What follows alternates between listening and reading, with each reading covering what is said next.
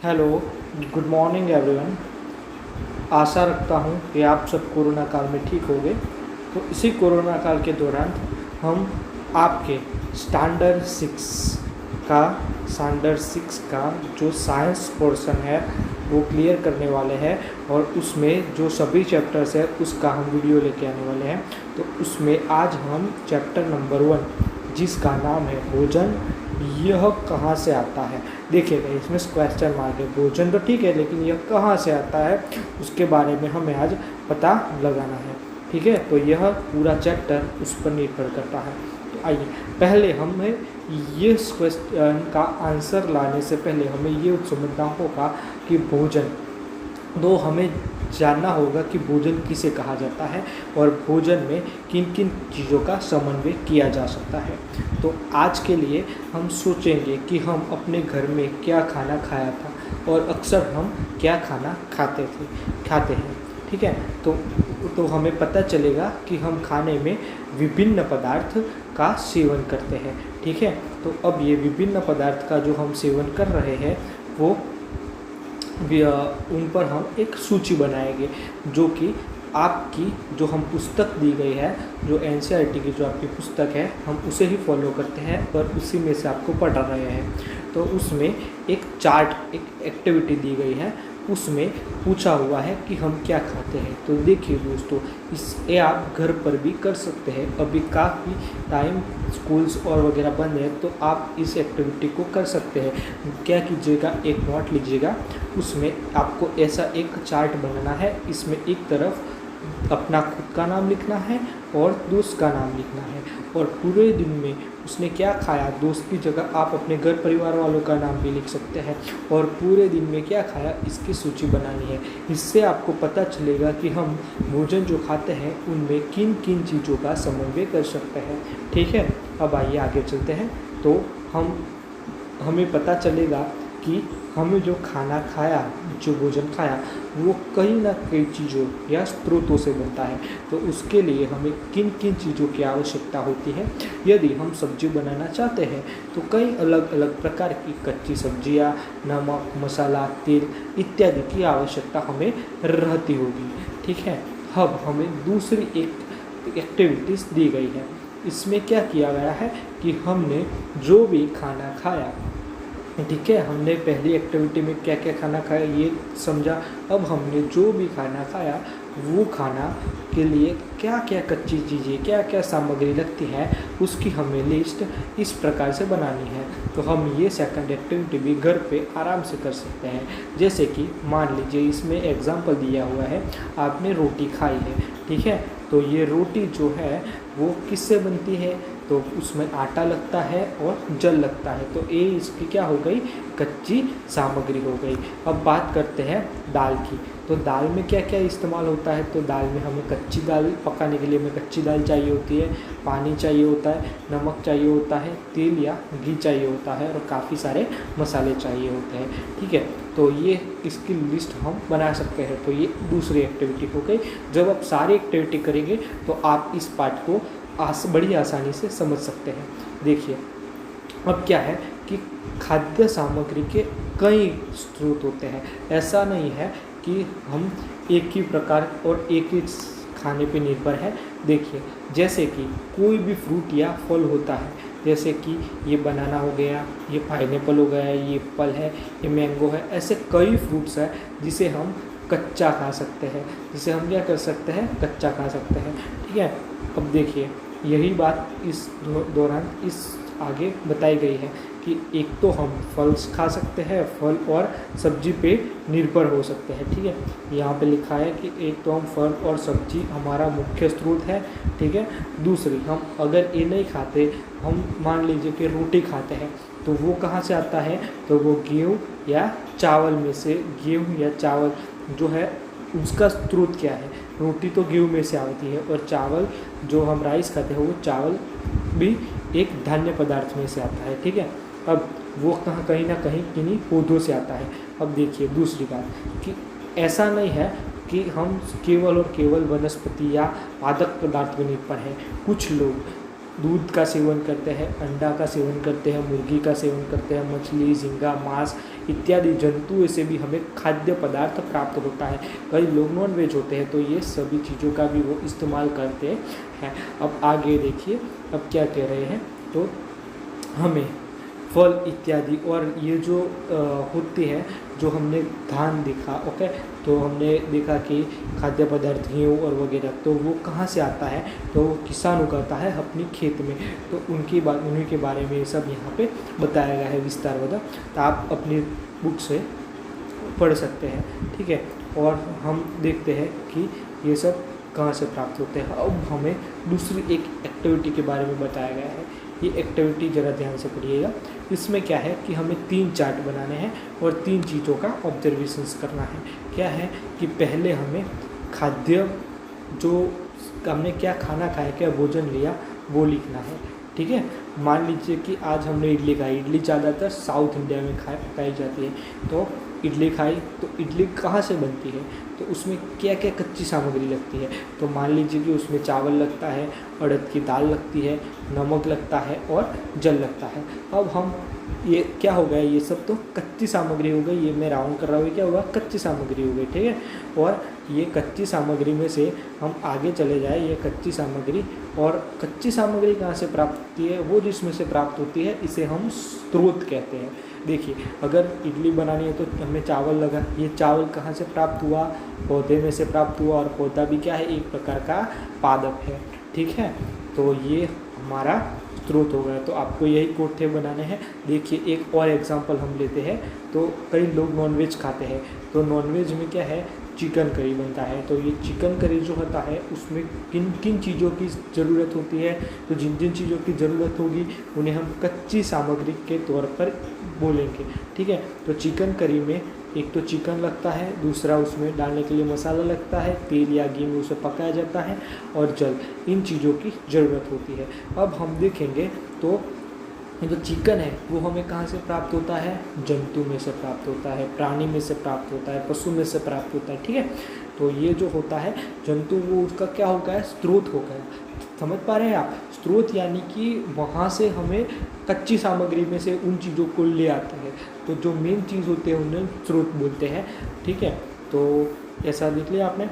अब देखिए और एक एग्जांपल आपकी बुक्स में दिया गया है, खीर। खीर तो आपने खाई होगी। अगर हम खीर खाते हैं तो उसमें 3 चीज़ें का इस्तेमाल ज़्यादातर होता है, दूध, चावल और चीनी।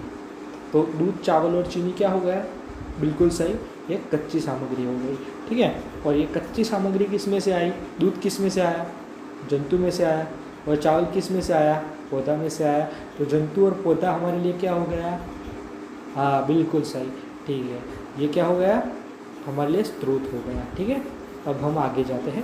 तो आपको ऐसी लिस्ट बनानी है, आप जो भी खाते हैं वो कहाँ से आया, तो अगर आप ये पसंद करेंगे तो आपको भोजन में खाद्य सामग्री जो है वो उसका पता चलेगा, कच्ची सामग्री उसमें क्या इस्तेमाल की जाती है वो पता चलेगा, और स्रोत के बारे में बड़े आसानी से आप उसे समझ सकते हैं। अब आइए इसे जानने से पहले हम एक, आपकी पुस्तक में एक आकृति दी गई है, उसे हम अच्छी तरह से ऑब्जर्वेशन करते हैं। तो देखिए ये जो बताया गया है ये क्या है, तो ये है एक पुष्प है। देखिए मैं राउंड कर रहा हूँ, ये क्या है, पुष्प है। इसका भी हम ये पौधे में से, अलग अलग पौधे में से अलग अलग पार्ट का हम सीधा सेवन कर सकते हैं, उसे सीधे खाने के तौर पर ले सकते हैं।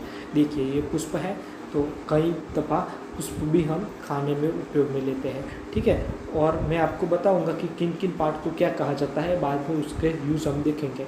अब जो देखिए ये जो आपको दिख रहा है ये क्या है, ये एक प्रकार का फल है। ये जो मैंने राउंड किया ये क्या है, एक प्रकार का फल है। हम फल जैसे बनाना होता है या फिर मैंगो ले लीजिए, ये फल का हम सीधा सेवन करते हैं, ठीक है। अब देखिए तना यानी उसका स्तंभ होता है, जिसे हम थल के नाम पर भी जानते हैं। देखिए ये क्या होगा, इसका तना हो गया, जो मैंने रेड लाइन की, ठीक है। तो ये देखिए ये इसका तना हो गया। देखिए ये तना, ये पूरा तना ही कहा जाता है। मैं आपको ड्रॉ करके दिखाता हूँ। ये जो पूरी लाइन है ये तना हो गई, ठीक है।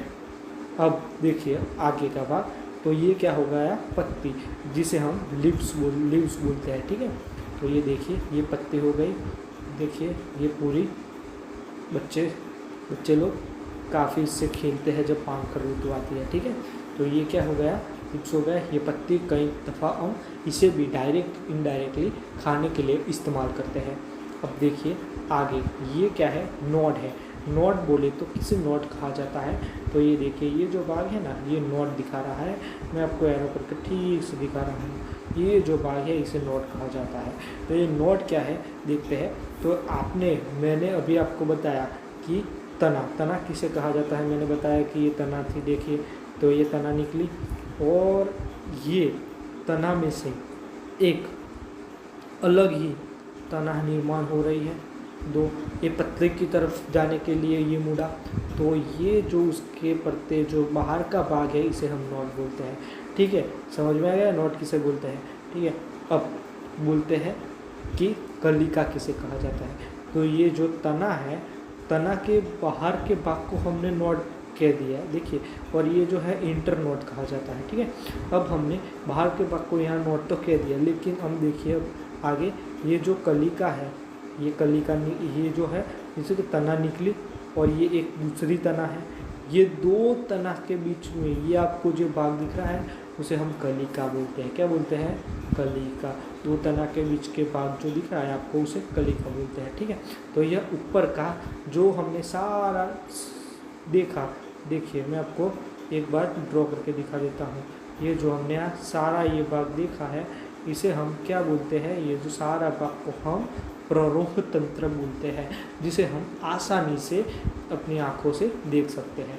लेकिन अब देखिए ज़मीन के नीचे भी पौधे के कुछ भाग होते हैं जिसका हम विवरण करेंगे, और ये काफ़ी यूज़फुल होने वाला है क्योंकि अब आप आगे 7th स्टैंडर्ड 8th स्टैंडर्ड में जाएंगे तो ये आपका बेसिस होगा। देखिए तो ये तना जो थी वो सीधे सीधे जाती है, तो जो ज़मीन से अंदर तना चली जाती है उसे हम क्या बोलते हैं, मूल। और उसमें भी ये जो डायरेक्टली मेन जाती है उसे हम कहते हैं प्राथमिक मूल। देखिए और यहाँ तना विभाजित हो रही है दो भागों में, तो ये जितने भी भागों में विभाजित हो रही है, देखिए मैं आपको कलर चेंज करके दिखाता हूँ तो आपको अच्छे से समझ आएगा। देखिए ये देखिए ये जो रेड वाली जो नीचे चली गई सीधी और सीधी, देखिए बताता हूँ। तो ये जो है ये मैंने दिखाया है, ओके। ये आपको जो ये कलर की दिख रही है ऑरेंज कलर टाइप, ये जो है वो प्राथमिक मूल है, वो सीधा ही चला जा रहा है। और ये जहाँ पे विभाजित हो रहा है, मान लीजिए कि यहाँ पे ये विभाजित हो रहा है, तो ये जो पिंक कलर का दिया उन सभी को क्या कहते हैं, द्वितीयक मूल कहते हैं, क्योंकि ये यहाँ से निकल के विभाजित हो रहा है, देखिए आपने, तो इसे हम मूल तंत्र कहते हैं। और ये जो संपूर्ण भाग का ये वाला इसे हम क्या कहते हैं, तो इसे हम कहते हैं मूल तंत्र। क्या कहते हैं, मूल तंत्र। तो ये पादक जो है इसे हम क्या कहते हैं, पादक। तो पादक के ये संपूर्ण इत्यादि भाग है जो खाने लायक है। देखिए हमने पौधे के बारे में तो जान लिया, लेकिन यह पौधे का हर एक भाग खाने के लिए उपयोग में लिया जाता है। देखिए हम पत्तियाँ इस्तेमाल लेते हैं अनेक सब्जियां में, ठीक है। पौधे के कई फूल का भोजन करते हैं सीधे या इनडायरेक्टली, जैसे कि हमने बनाना खा लिया, मैंगो खा लिया, तो ये फल के स्वरूप में है, ठीक है। कई पुष्प के भोजन में भी हम लेते हैं, मान लीजिए कि हमने गोभी खा ली, तो गोभी भी क्या है, इसका एक पुष्प का भाग है, ठीक है। सीताफल है, फूलों का चावल भी पट्टी में डुबाकर हम पकौड़ी बनाकर भी खाया है, ठीक है। तलकर पकौड़ी बनाकर भी खाया है, ठीक है। तो ऐसे कहीं हमने एक बार किया हुआ है। लेकिन हम मान लीजिए कि कोई भी पौधा है उसका 2 से ज़्यादा पार्ट हमारे लिए खाने के लिए इम्पोर्टेंट है। अगर आपने सरसों खाया हुआ है, ठीक है, अगर आपने सरसों खाया हुआ है तो उसके बीज अगर सरसों के आधे खाते के दौरान हमें इसके बीज का खाना चाहिए, हम निचोड़ के खाते हैं दांत में, ठीक है। और उसके बीज से हमें तेल भी प्राप्त होता है, ठीक है, और उसका भी इस्तेमाल होता है। उनकी पत्तियों का उपयोग साग बनाने के लिए भी किया जाता है। तो देखा आपने एक ही सरसों के कितने उपयोग हैं, ठीक है। अब बात करते हैं एक्टिविटी नंबर आगे की। तो इस एक्टिविटी में क्या करना होगा आपको कि खाद्य पदार्थ का मुख्य स्रोत या पौधा कौन सा है, आपको पौधे वाला ही उपयोग में इसमें यूज़ लेना होगा, ठीक है। अगर मान लीजिए कि आपने इसमें ले लिया है बैंगन का भरता, ठीक है, तो इसमें उदाहरण दिया हुआ है बैंगन का भरता, तो इसमें पहले कोठे में आपको क्या लिखना होता है, पहले टेबल्स में बैंगन का भरता जो भी आपने खाया है वो आइटम का नाम लिखना होगा, ठीक है। उससे आपको आगे जाना है, उसका स्रोत पकड़ना है, संघटक, तो उसमें क्या क्या इस्तेमाल होता है, ठीक है। तो उसमें क्या होगा, एक तो खुद बैंगन इस्तेमाल होगा, ठीक है, एक मिर्च मसाले इस्तेमाल होंगे, तेल, मूंगफली, सरसों, सोयाबीन इस्तेमाल होगा। अब आपको क्या करना है, उससे भी एक स्टेप आगे जाना है। वो बैंगन हमें कहाँ से प्राप्त हुआ, तो बैंगन हमें प्राप्त हुआ फल से। पौधे का कौन सा भाग है भाई, वो फल ही तो है, पौधे का फल का भाग है, ठीक है। तेल, मूंगफली, सरसों, सोयाबीन वगैरह कौन सा भाग है, तो बीज का भाग है, वो क्या है, बीज के तरह है, तो ठीक है। तो हमें क्या करना होगा, इसी तरह हमें लिस्ट बनानी होगी। मान लीजिए कि हमने यहाँ पे, आप सभी ने चाय तो पी होगी, ठीक है, तो हम एक चाय का एग्जांपल लेके आपको समझाते हैं, ठीक है। तो मान लीजिए कि यहाँ पे हम लिख देंगे चाय, ठीक है, हमने चाय लिख दिया, तो हम वो खाद्य पदार्थ ही हुआ, पीने के तौर पर कहीं इस्तेमाल करते हैं, कहीं खाने के तौर पर। अब चाय में से हम मान लीजिए कि इसमें हमने तुलसी की पत्तियाँ डाली थी, तो यहाँ पे क्या होगा, तुलसी भी ऐड होगी, चाय भी ऐड होगी, चाय की पत्ती भी ऐड होगी, ठीक है, ठीक है। उसमें शुगर भी ऐड होगा, ठीक है। और हम देखेंगे कि ये जो तुलसी है, ठीक है, ये हमने यहाँ पे लिखा हुआ था कि तुलसी, ठीक है, तो ये तुलसी पौधे का कौन सा भाग है, तो वो पौधे की एक पत्ती के तुरंत है, तो यहाँ पे क्या आएगा, पत्ती आएगा, ठीक है। तो ऐसे ही आपको खाने में जो आपको खाने में मेनू दिखे, वो सब खाने के आइटम फिर से एक बार समझा देता हूँ, यहाँ लिखना है वो उसमें किस चीज़ों की ज़रूरत पड़ी, उनके प्राथमिक चीज़ें क्या थी वो यहाँ पे लिखना है, और वो पौधे के किस चीज़ से प्राप्त हुई यहाँ पे लिखना है। यहाँ केवल पादप चीज़ें ही इस्तेमाल की जानी चाहिए, ठीक है। अब आगे चलिए, तो ये जो आप देख रहे हैं, ये एक मूंग है, ठीक है। ये जो मूंग है वो सादा यानी कि नॉर्मल मूंग है, जो आप बाज़ार में से ख़रीद के लाते हैं, ठीक है। अब इसे हम रात भर एक पानी में भिगो कर रख देंगे, और उसे एक कापड़ में एक बार भिगो कर साफ करके एक कापड़ में रख देंगे, और हम सब सुबह देखेंगे तो ये कुछ हमें ऐसा दिखेगा, ठीक है। तो ये क्या हो गया है, अंकुरित हो गया है। देखिए इसमें आपको सफ़ेद मात्रा में रूट्स दिख रहे होंगे, ये क्या है, इसका एक रूट्स है, ठीक है। और ये हमें कहीं तक ज़्यादा प्रोटीन प्रोवाइड करते हैं। जो जिम वगैरह में जाते हैं वो सबसे ज़्यादा इसी का सेवन करते हैं, इसमें प्रोटीन भरपूर मात्रा में होता है। मेरी आपसे पर्सनल एडवाइस है कि बच्चों के लिए ये काफ़ी फ़ायदा कारक है, तो वीक में 2 से 3 बार ये ज़रूर खाना चाहिए। अगर आपको ये मूंग नहीं पसंद तो इसके अलावा आप ये चने भी ले सकते हैं, ठीक है, ये चने हैं, ठीक है। अगर इसे भी पानी में रख दिया जाए तो एक दिन में ये भी ऐसे अंकुरित हो जाएगा। ये क्या हुआ है, अंकुरित हो गया है, और ये कहीं ज़्यादा तक प्रोटीन देते हैं। मान लीजिए कि कोई नॉनवेज खाता, कोई नॉनवेज है, ठीक है, वो नॉनवेज खाता है, तो मान लीजिए उसने 6 एग्स खा लिए, ठीक है, तो ये 6 इज इक्वल टू ये 1 कटोरी प्रोटीन, ठीक है। तो ये आपको कहीं ज़्यादा तक प्रोटीन एवं शक्ति प्रोवाइड करती है। अब आइए बात करते हैं सेहत की। तो सेहत, अपने के लिए शहद तो खूब खाया होगा, ठीक है। तो शहद कहाँ से प्राप्त होता है और कैसे होता है, तो देखिए आपने कई पिक्चर या मूवी या कोई जगह है जो काफ़ी समय से बंद पड़ी हुई है, तो आपने उसे देखा होगा कि मधुमक्खी ने उसका गुच्छा बना दिया हो, ओके, वहाँ पे उसका छत बना दिया होगा, ठीक है। तो ये जो है सारा वो ऐसा आपने कई दफ़ा देखा होगा। तो क्या होता है कि इसे मधुमक्खियाँ भाग जाती हैं, भगा दी जाती है, तो ये उतार कर, इसे काट कर, निचोड़ कर इसका रस निकाला जाता है, और उसे फिल्टर करके शहद या हनी बनाया जाता है, ठीक है। और अब ये बात तो हो गई कि शहद हमें से यहाँ से प्राप्त होता है, लेकिन शहद मधुमक्खियाँ कहाँ से लाती है, उसका भी हम पौधे का यूवी को किसी पौधे का यूज़ करती होगी, तो ये पौधे के फल में से बैठ कर रस चूसती है, जो फल होता है उसका रस चूस लेती है, और यहाँ आकर इकट्ठा करती है उसके ये कूड़े में, ठीक है, और इससे हमें शहद प्राप्त होता है, ठीक है। तो आपने ये देखा। अब आपने ये सारी बातें जानकर आपको ये तो पता चल ही गया होगा कि हमारा भोजन कहाँ से प्राप्त होता है और कहाँ से आता है। लेकिन आज हम बात करेंगे कि जंतु क्या खाते हैं। ठीक है, जंतु यानी एनिमल्स हो गए, जो भी एनिमल्स हैं वो क्या खाते हैं। तो जैसे कि पालतू पशु है, आपने देखा होगा कि कई पालतू पशु है, जैसे कि कुत्ता है, भैंस है, ओके, बिल्ली है, भैंस है या बकरी है, जो कहीं दूध भी हमें देती है। ठीक है, वो क्या खाती है। ओके, जो अगर हम पंछी की बात करें तो कबूतर है, ठीक है, चिड़िया है।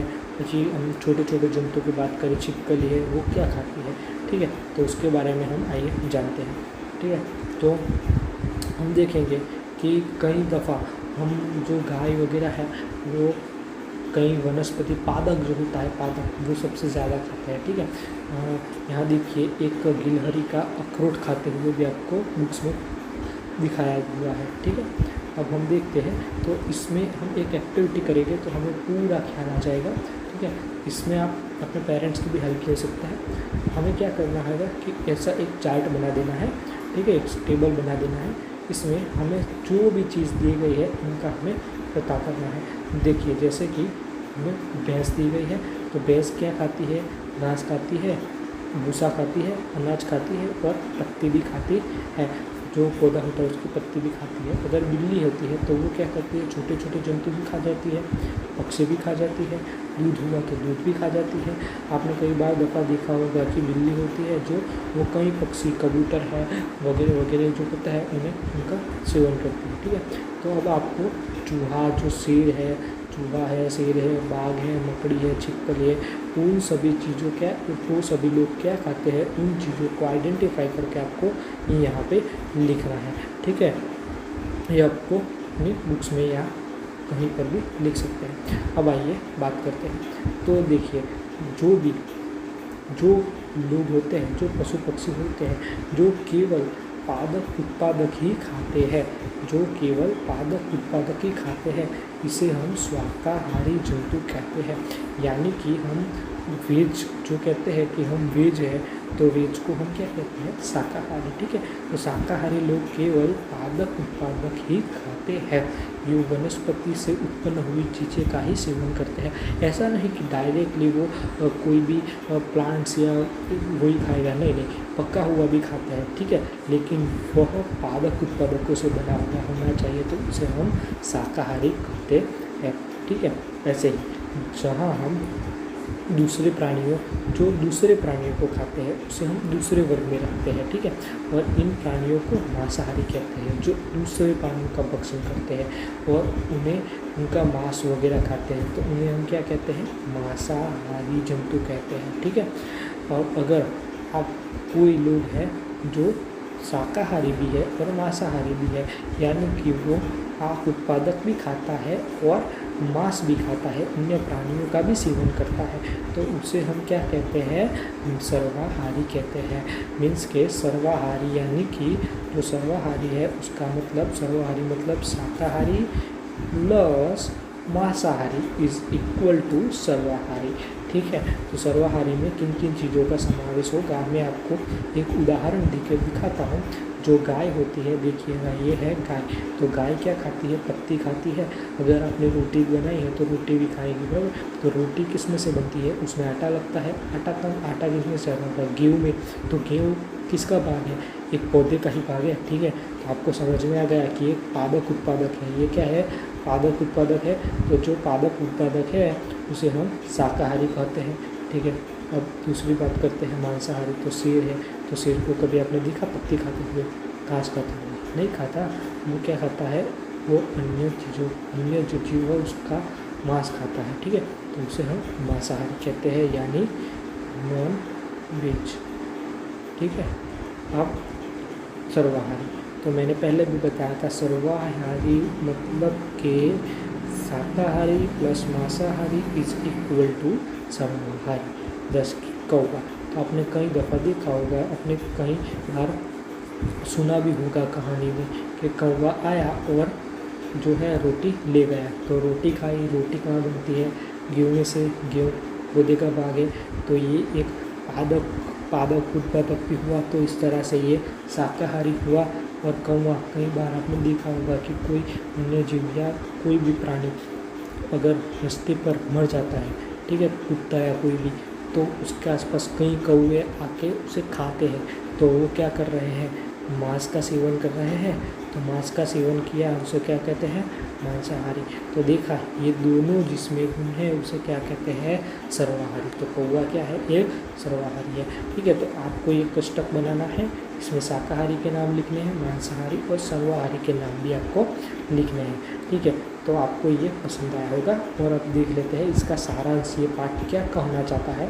तो इस पाठ में भारत के विभिन्न प्रदेश में खाए जाने वाले भोजन बहुत अधिक विविधता है।